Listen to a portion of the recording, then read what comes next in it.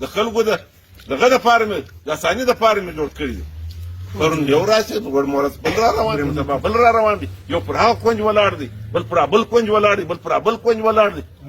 دلته ما سره دلته دا غږ کوي مړ مرګ ژوند خدای را کړی دی، څنګه پیدا کړی زما نیټه لیکلې ده، هېڅوک یې نسي بدلولی. الله پاک دې دا دی او چې څوک یې کوي هغه دې نه کوي. بس خلاصه دا ورته وایم غیرت کار دی. هر څوک چې کوي د هر ځای چې دی، قسم په خدای دا رسول الله درته وایم هر څوک چې دی په خلاصو غوږو دې واوري. که زما په دې پروجیکټ کې چا نخره واچوله یا په دې ضلع کې چا په دې کې د مقصد خبرې کولې، پرېږدم یې نه، په خپله دلته راځم ورته کښېنم، بیا یې ګورم چې څوک راځي. نن دلته برما شروع ده بندې کړه، نن دلته د خرسې دیوال جوړېږي بندې کړه، نن دلته اسپتال جوړېږي بندې کړه، نن دلته د ډي سي دفتر جوړېږي بندې کړه. هلکه څنګه خلک یاست؟ لږ خو خیال وکړئ.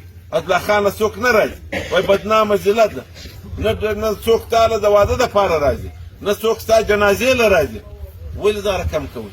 دا وطن خو پاتې دی، نه زما نیکه دلته ژوندی پاتې شوی، نه زما پلار، خو سړی هغه ښه یادېږي چې هغه د وطن او د ولس خدمت یې وکړي. مړ چې دلته ولاړ چې اسلام آباد ته ولاړ ټلیفون راغلی، هله نن یې سولر غلا کړی، هله نن یې روډ بند کړی دی، بتا اخلي، بتې اخلي، غلا یې کوئ. څوک ستاسو پر لار نشي تېرېدلی، دا ژوند دی کوئ. خدای یوه خبره ته کوم، نن دغه راغلی دی، دا معززه سړی، دا د کومه ځای تاله راغلی؟ دا زموږ پر شکلو نه دی مین، دا صرف ستاسو دپاره چې زموږ دلته زنانې، زموږ دلته ماشومان چې د تکلیفه سوي، د دې علاج دلته نسي کېدلی. تېز غلی کوټې ته پر لاره باندې خدای نخواسته د هغې مرګ وسي، د کوچنۍ د پیدا کېدو ستاسو سره مسله نشته. هغه دلته راځي، ستا سره زنانې ډاکټرې موجود دي، د دې حفاظت به څوک کوي؟ د دې کلي خلک به کوي، د دې وطن خلک به کوي. چې چیرې کومه منصوبه جوړېږي د هغه ذمهواري ده.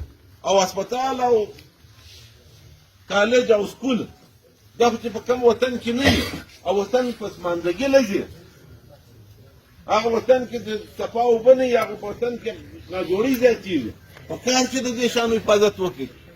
زما خویندې میندې به په عزت وي، زما کوچني ماشومان به په عزت وي، هغه به راغټېږي، هغه ته به زه علاج ورکوم. نن ستا په کلي کې خلک د هسپتالونو د جوړوي، ته سولر غلا کوئ، ته مشینان غلا کوئ، ته پلانی شی غلا کوئ. څوک چې کوي هغه په کار چې پر دې چورت ووایي. خدا دې D C साहब से नास्ते, डी सी साहब से एक रिक्वेस्ट मैं करता हूँ. आज भी मैं डीजे लिवी से मिला, वजीर आला से बात करता हूँ. आपने QRF का आज लिखना है, आपने नहीं लिखा है, मुझे उन्होंने कहा नहीं लिखा है. आज आपने 100 QRF मंगवाना है. मैं देखता हूँ मोहम्मद अली बावड़ी से लेकर सलामी तक कौन इतना बड़ा बदमाश है जो इधर खड़ा होगा, फिर वो चोरी करेगा या फिर वो इधर आके मेरे सामने खड़ा हो जाएगा. मैं खुद इधर आऊंगा, इधर बैठूंगा. और ये भी बता दो सरेआम सब मीडिया वाले, उधर से लेके दुलंगी से तोबा चकजई तक कोई भी माई कलाल इधर आके फिर मेरे साथ हिसाब करे कि मेरे इस डिस्ट्रिक्ट हेडक्वार्टर को कौन खराब करता है. इधर मैंने लोगों के लिए बनाया हुआ है.